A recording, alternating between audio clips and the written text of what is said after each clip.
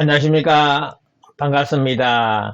15년 전에 짜투리 땅 13제곱미터 약 4평이 되겠습니다. 이것을 약 240만원에 낙찰을 받았습니다. 그래서 낙찰 받고는 치료가 얼마 되지 않는다라고 생각했기 때문에 방치를 하다가 이번에 치료 청구 소송을 진행을 하게 되었습니다. 그런가 하면 결국 시세가 평당 2천만원에 거래가 되더라고요. 그러면 4평이면 약 8천만원입니다. 그래가지고 상당한 치료가 되겠다라고 판단을 해서 청구 소송을 진행을 했는데 판사님께서 치료를 약 500만원 상당 이렇게 지급하라 하는 판결을 내렸습니다. 그래서 받게 됐는데 여기에 대한 전 과정에 대해서 알아보는 시간을 갖도록 하겠습니다. 저는 수동대학교와 영남이공대 평생교원 경매과정과 실전투자과정 경매하원을 운영하면서 매일경제 시어포럼 강사 및 한의대 겸임교수를 하고 있는 서견 김동수 박사입니다. 저는 화요일날 수요일날 수동대와 영남이공대 정규과정 강의를 하고요.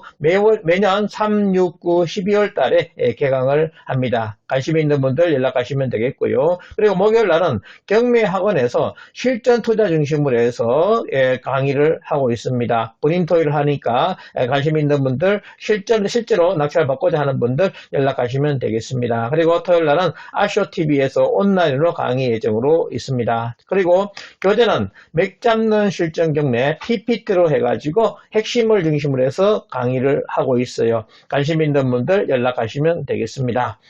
위치를 보시면요. 중구 남산동 693-3번지가 되겠습니다. 약 13제곱미터가 되고요. 3.9326평이 되겠습니다. 그리고 낙찰 금액은 238만 9천원이 되겠어요. 그리고 날짜는 2011년 7월 29일 날 받았는데요. 약 25%로 낙찰을 받았습니다. 그래서 감정가 대비 거의 4분의 1 금액으로 낙찰받은 그런 물건이 되겠습니다. 그리고 완납한 그런 내용들, 영수증이 이렇게 있습니다. 참고하시면 되겠습니다. 위치는 바늘 땅에 있고요. 그리고 남문시장이 있습니다. 경북여고가 있어요. 그리고 남문시장에서 대구 향교로 가는 그런 길에 큰 도로 물고 있는 그런 토지인데요. 선호호텔 바로 옆에 땅이 되겠습니다. 그래서 위치가 시내에 있기 때문에 그렇게 나쁘지 않는 좋은 위치라 보시면 되겠어요. 그런데 세모진 길쭉한 땅이기 때문에 효용 가치는 크게 없다라고 이렇게 보시면 되겠습니다. 그래서 소장을 썼는데요. 김동수 해가지고 이 두 명입니다. 배씨와 이씨가 되는데요. 이렇게 지금 현 시세가 약 2천만원 가가지고 연 7%로 하게 되면 이 3,827만원에 그런 10년치 지루가 됩니다. 그리고 피고2는요 약 1,275만 6천원이 돼요. 우리가 치료 같은 경우는 내가 10년치를 받을 수가 있습니다. 청구한 날부터 해서 10년치를 소급해서 받을 수가 있어요. 이거 10년 지난 것은 받지 못합니다. 왜? 소멸시효가 적용되기 때문에 10년치라는 것을 반드시 꼭 기억을 하셔야 되겠습니다. 그래서 10년치 청구 금액이 이렇게 된다고 보시면요. 약 전체 5천만 원이 되겠습니다. 그리고 이 보정명령이 떨어져 가지고 청구 취지, 그 다음에 당사자 이 변경을 하는데 시간이 상당히 많이 걸렸어요.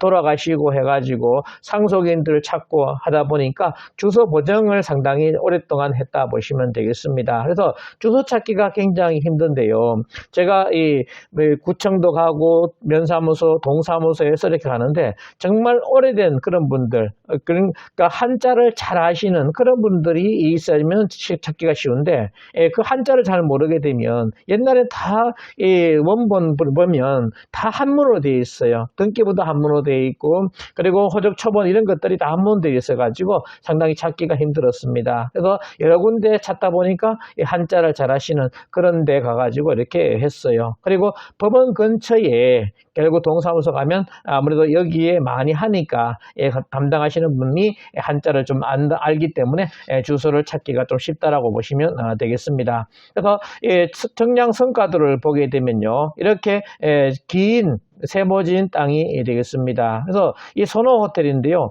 처음에 낙찰을 받고 청량을 제가 신청했을 때 이분들을 만났습니다. 그래서 이분들이 굉장히 호의적으로 나왔어요. 왜? 이 땅이 선호 호텔에서 쓴다라고 이렇게 생각을 하신 겁니다. 그래서 제가 선호 호텔 대표를 만나가지고 결국 치료받는 아니면 매매까지 생각을 하는 그런 이야기를 했었는데요. 실제로 청량을 해보니까 선호 호텔에서 쓰는 것이 아니라 결국 이분들이 내 땅을 쓰고 있는 겁니다. 그러니까 이분들이 완전히 얼굴이 확 바뀌시면서 대응이 완전히 달라지더라고요. 그런데 치료가 얼마 안 된다고 생각했기 때문에 방치를 하다가 이번에 했는데 청량도 이렇게 했습니다. 그러니까 과거에는 결국 이 9제곱미터를 이분이 쓰는 걸로 이렇게 나왔는데 이번에는 8제곱미터로 변경이 되었습니다. 그래서 청량이 좀 그때그때마다 좀 바뀌는 그런 부분들이 있다 보시면 되겠어요. 그리고 이 시가 요 3제곱미터에서 4제곱미터로 이렇게 늘어났습니다. 그리고 요 기역 부분은 1제곱미터는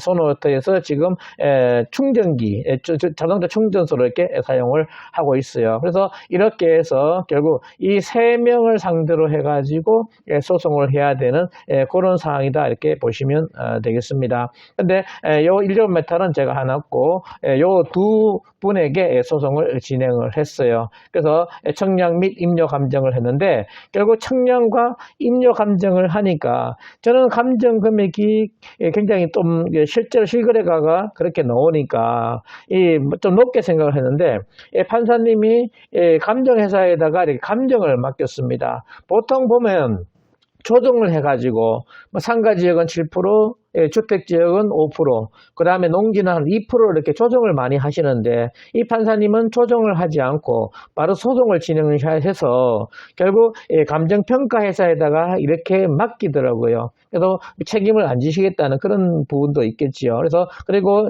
아무래도 감정평가에서는 공신력이 있기 때문에 이 금액으로 하는 것이 합당하다 판단을 하신 것 같습니다. 그런데 이 감정 자체가 감정에서 굉장히 좀 저렴하게 낮게 감정을 했어요. 저는 시세로 이렇게 해서 했는데 이 공시지가 수준의 금액으로 기준을 잡더라고요. 그리고 기대 이율을 보통 상가지역은 아까 7% 얘기했지 않습니까? 그런데 맹지고 그 다음에 썰모가 많았기 때문에 2.3에서 3.3%로 해가지고 기대 이율을 잡았어요. 굉장히 저렴하게 잡은 겁니다. 조정하더라도 보통 5%까지 이렇게 조정하는데 3.3 최대가 되니까 굉장히 저렴하게 한 겁니다. 그래서 치료 금액이 약 10분의 1, 제가 원했던 금액보다도 약 10분의 1 정도로 이렇게 확 줄었어요. 좀 실망을 했죠. 그렇지만 제가 이 일을 제기한다고 해서 가지고 크게 받아들일 거지 안 해가지고 결국 그 수긍을 하고 했습니다. 그래서 이렇게 임자 감정을 했고요. 그리고 이걸 근거로 해가지고 화해 권고 결정을 했습니다. 그리고 피고 이 씨는 2015년 5월 31일까지 155만 3,710원을 또 피고 승계인 방 씨는 7,420원을 지급하라 이렇게 판결을 내렸고요. 만약에 이때까지 4월 말까지 지급하지 않았을 경우는 12% 연체 이자를 가산해 가지고 지급하라 하는 판결이 났습니다. 그리고 원고에게 매월 4월 1일부터 해가지고 13제곱미터 중 쓰고 있는 이 부분에 대해서 2만 524원 이렇게 매월 지급하고요.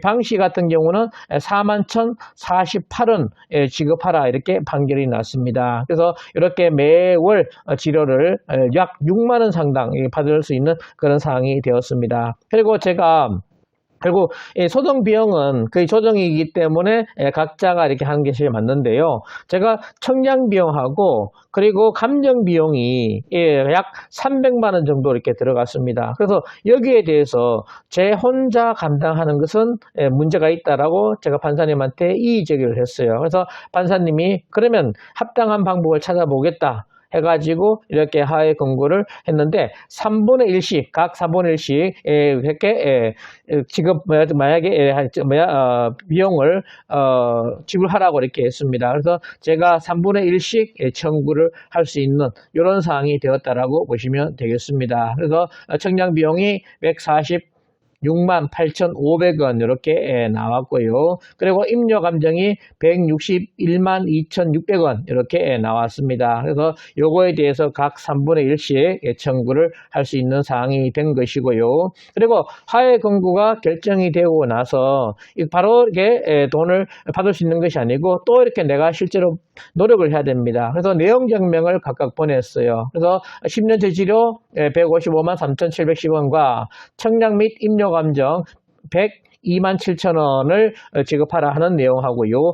방시에게는 10년째 치료 317,420원 그리고 청약 및 임료감정 102만 7천원에 대해서 이렇게 지급하라는 내용 증명을 이렇게 각각 보냈습니다. 그래서 이분들이 송달을 했고요. 그래서 이제 치료를 지급해야 됩니다. 만약에 5월 말까지 치료를 지급하지 않으면 12% 연체 이자가 발생을 하게 됩니다. 12%가 절대로 적은 금액이 아닙니다. 그래서 아마 줄 것으로 예상이 됩니다. 그래서 이렇게 치료를 10년치를 받고요. 그 다음에 월 치료를 받을 수 있는 이런 상황이 되었다라고 보시면 되겠습니다. 그래서 나의 사건 검색 대법원에 들어가시면 됩니다. 그래서 치료가 이렇게 확정이 되었고요.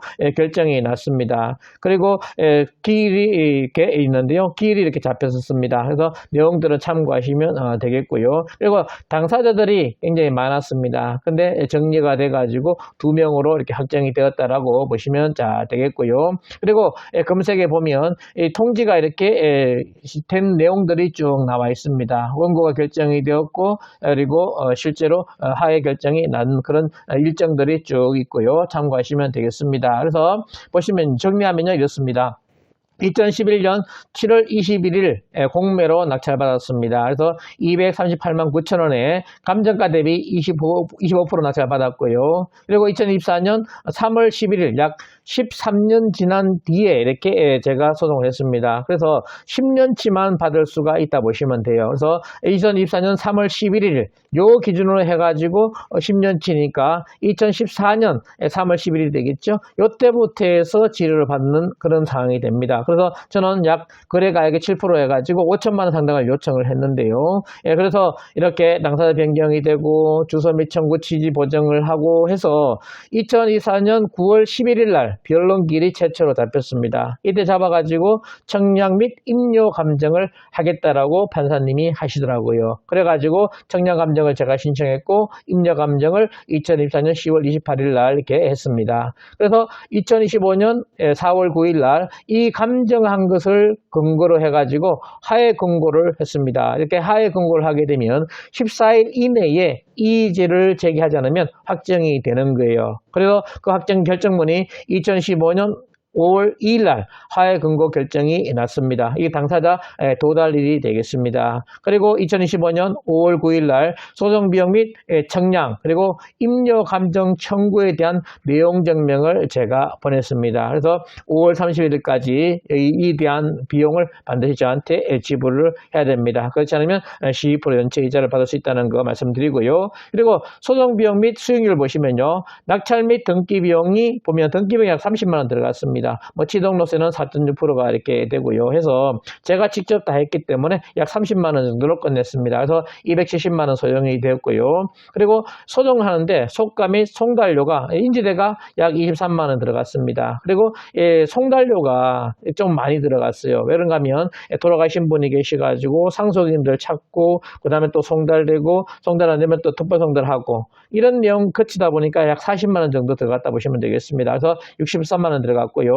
그리고 청약 및 임료 감정이 총 308만 1,100원이 들어갔습니다. 그래서 3분의 1 금액이 약 2만 7천원이 되겠습니다. 그리고 10년 치료 및 월 치료가 보면 10년 치료가 466만 1,130만 원이 되겠습니다. 그리고 매월 6만 1,572원의 치료를 받을 수가 있어요. 그래서 총 비용은 다 더하게 되면 435만 7천 원이 들어갔습니다. 그래서 수익률을 따지게 되면요. 이렇게 지금 앞으로 연 73만 8,864원을 받을 수가 있어요. 총 비용 하게 되면 약 17% 17% 수익률이 되겠습니다. 그래서 앞으로 치료를 받더라도 17% 수익률을 계속 올리는 그런 사항이다 보시면 되겠습니다. 그래서 제가 법정이상권 강의를 이렇게 했는데요. 나중에 참고하시고요. 결국 법정이상권은 지상권이 되느냐 안 되느냐 중요한 것이 아니고 결국 내가 토지를 낙찰받고 나서 내 토지를 사용하고 있는 건물이나 수목 소유자에게 이렇게 치료 청구하게 되면 수익률이 상당히 높다는 겁니다. 그래서 무조건 토지 소유자가 유리하다. 그래서 반드시 승리할 수밖에 없다 보시면 돼요. 만약에 이 치료를 안 주게 되면 결국 어떻게 건물에다가 또 압류해 가지고 결국 건물까지 내 걸로 만들 수가 있는 것이고요. 아니면 내 토지를 사용하고 있는 이분이 결국 옆 토지가 아니겠습니까? 옆 토지에다가 압류를 넣을 수가 있다는 거예요. 그러면 그 토지를 압류 넣고 또 경매 진행하게 되면 결국 이 소송 비용까지 다 받을 수 있는 이런 상황이 되기 때문에 우리가 법정이상권 토지만 경매되는 이런 것들 관심을 가지시고 하시면 상당히 도움됩니다. 그래서 제가 10년 동안 방치하다가 이번에 치료 청구 소송에서 제가 이렇게 치료를 받게 되었다는 소식을 전하면서 오늘 강의를 마치도록 하겠습니다. 끝까지 이 강의 들어주셔서 감사합니다. 수고하셨습니다.